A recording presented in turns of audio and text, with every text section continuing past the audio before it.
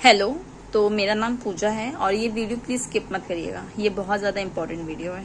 आज मेरे 60,000 रुपीज बच गए। मैं बता दूँ कैसे। आज मुझे कॉल आई थी कि आपके फादर ने मुझे 15,000 रुपया बेटा आपको भेजने के लिए बोला है। तो मैंने उसको बोला, मैंने कहा अंकल मैं तो आपको जानती नहीं हूँ। तो उन्होंने कहा नहीं बेटा आप इनकी डॉटर हो। उन्होंने मेरे फादर का नाम लिया और आप इनकी डॉटर हो। और फिर उन्होंने बोला कि बेटा इन्होंने आपको 15,000 रुपये, आपका नाम पूजा है, मेरा नाम पूजा है, तो उन्होंने बोला आपका नाम पूजा है, आप इनकी डॉटर है, तो उन्होंने मुझे बोला है कि आपको भेजने के लिए 15,000 रुपये। ठीक है।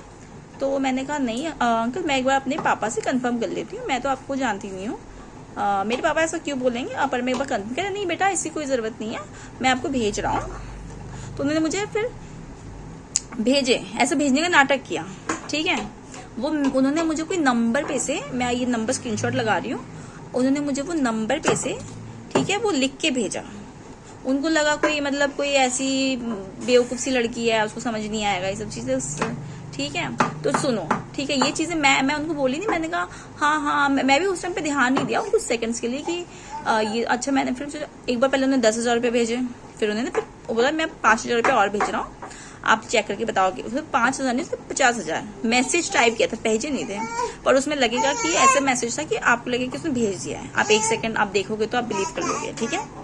तो उसके बाद फिर बोल रहा है अरे बेटा आपको ज्यादा पैसे चलेगा, आप एक काम करो 45,000 रुपीज मैं जीपे का नंबर दे रहा हूँ, मुझे उस पर से भेज दो।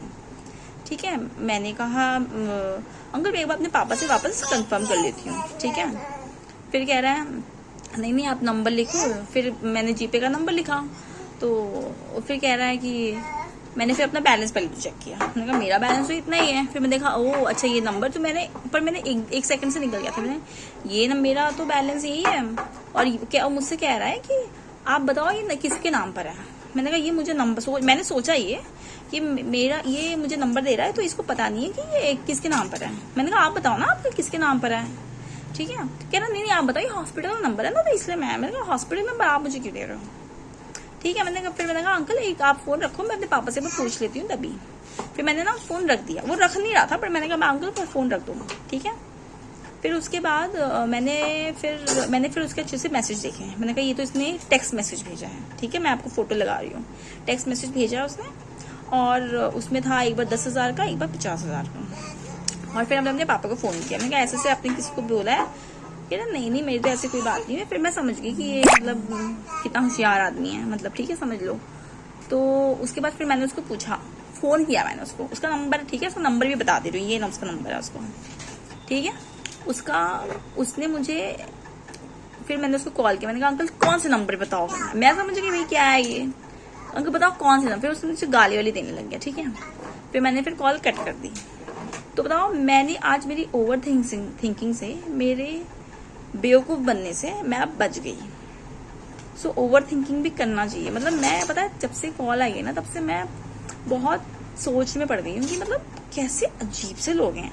कोई इंसान थोड़ा थोड़ा पैसे करके मेहनत करके कोई इंसान काम कर रहा है और तुम ऐसे बेवकूफी करके तुम उस पैसे इंसान से ले रहे हो। चलो ठीक है मेरे तुम, बट ऐसे बहुत सारे लोग हैं जिसके पैसे ले पा रहे हैं। ठीक है। तो प्लीज आप सब लोग सतर्क हो जाओ प्लीज।